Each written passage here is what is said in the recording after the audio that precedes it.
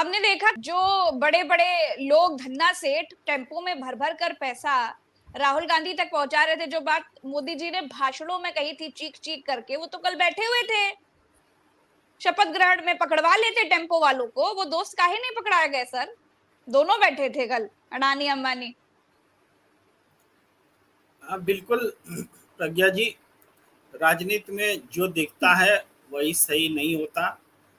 और आपको इस बात को यहाँ से देखिए कि दरअसल भारतीय जनता पार्टी को, नरेंद्र मोदी एंड टीम को अपनी जीत की उम्मीद थी ही नहीं और उनको अप्रत्याशित परिणाम मिल गए और उन्होंने अपनी हार पर बहुत बड़ा शेयर स्कैम किया, अपनी संभावित हार पर, और वो जीत में बदल गई।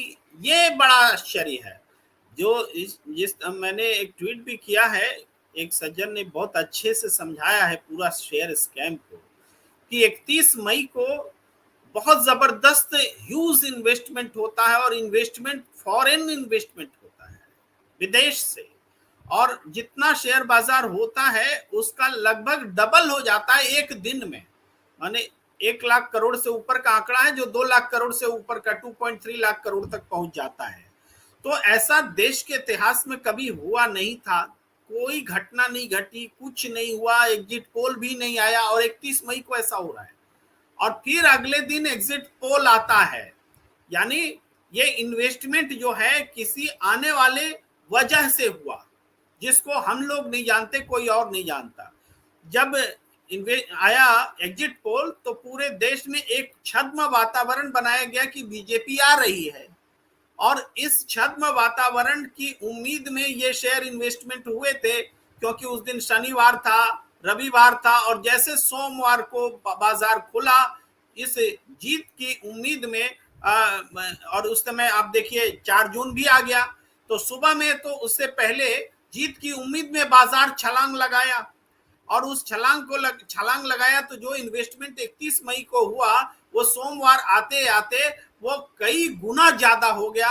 और इसके ठीक अगले दिन जब 4 तारीख को गिनती हुई और एग्जैक्ट पोल आए, बीजेपी मतलब लगा कि सरकार नहीं बनेगी, धड़ाम हो गया पूरा बाजार। और इसी बीच में उन लोगों ने सारे शेयर अपने बेचकर निकल लिए और 30 लाख करोड़ रुपए से ज्यादा कमाई की। अपनी हार पर, संभावित हार पर यह कमाई हुई है, और ये किसी वजह से ये जीत गए। वो अपना इनका मैनेजमेंट रहा, शाम तक परिस्थिति बदल गई तो आप देखें उनके अगले दिन बाजार थोड़ा सुधर गया, लेकिन तब तक तो ये 30 लाख करोड़ बना चुके थे।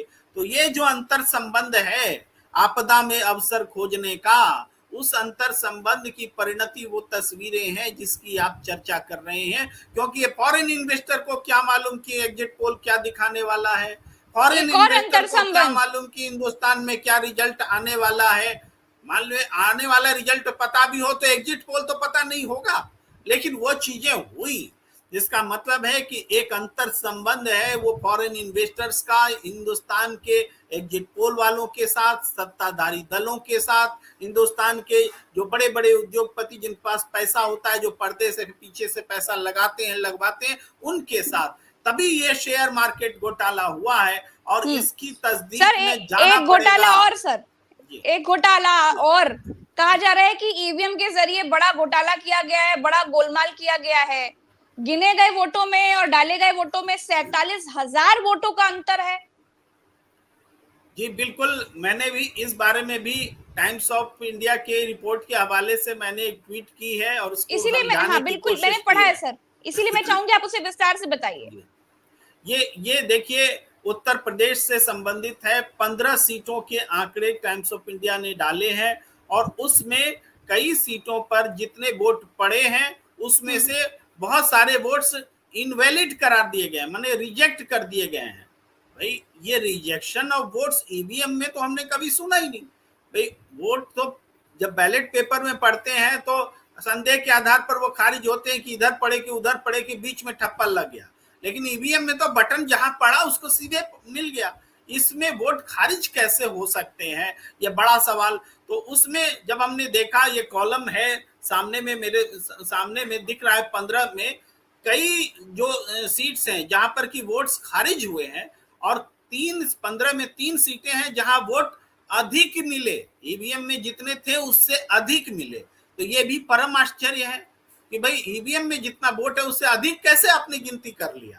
तो ये जो परम आश्चर्य के 2 कॉलम बनते हैं, इसको ये छोटे छोटे लगते हैं, देख के लगेगा कि ये डिसिसिव नहीं है। जैसे बनारस में नरेंद्र मोदी जी का था, 1,52,000 वोट से जीते वो, लेकिन वहां 1,446 वोट डिस्कार्ड कर दिए गए, खारिज कर दिए गए। तो ठीक है, ये चुनाव परिणाम में असर नहीं डालते, लेकिन ये वो सीट है जहां नरेंद्र मोदी जी लगातार पीछे चल रहे थे। तो इन 15 सीटों में इनका जो नाम है आया है, ये कौन सा कैसे हुआ कि डिस्कार्ड कर दिए गए, ये तो दिख रहा है आंकड़ा, जो छिपाते छिपाते भी चुनाव आयोग जो है नहीं छिपा सका, वो आंकड़ा है। वास्तव में ये व्यूज इसका फिगर होगा, जो फिगर हमारे सामने नहीं है। इसकी जांच जब तक नहीं होगी तब तक ये रहस्य बना रहेगा। 2014 में भी ऐसा हुआ था, 2014 नहीं 19 में पहली बार ये सामने आया था, 2024 में भी ऐसा होता दिख रहा है। तो ये इतना बड़ा मामला है कि पूरा गोलमाल है। इसकी पृष्ठभूमि हम सबकी चिंता, सबके सवाल हैं, जो लगातार चुनाव आयोग के सामने उठाए जाते रहे और कोर्ट के सामने में भी गए, लेकिन चुनाव से पहले तक हमें कोई नतीजा नहीं मिला। उसका दुष्परिणाम जनता आज भी झेल रही है। और अब ये और बहुत बड़ा सवाल बन गया है कि ईवीएम में वोट रद्द कैसे होता है, ईवीएम में वोट अधिक कैसे गिन लिए जाते हैं, ये पूरा सिस्टम क्या है, ये गोलमाल क्या है। इसकी सच्चाई देश के सामने लाने की जिम्मेदारी अब न्यायपालिका के पास है। चुनाव आयोग तो कुछ करने वाला नहीं है।